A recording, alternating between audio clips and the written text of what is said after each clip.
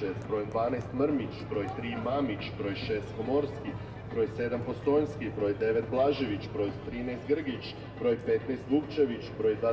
25 Šarić, broj 26 Bosec, broj 27 Rak i broj 28 Malazalović. U gostujućoj momčadi s brojem 40 Ligvaković, s brojem 5 Ademi, s brojem 6 Lekcijak, s brojem 7 Olmo, s brojem 8 Hajrović, s brojem 11 Gavranović, s brojem 13 Rahmani, s brojem 14 Gojak, s brojem 19 Bilić, s brojem 30 Stojanović i s brojem 31 Lešković.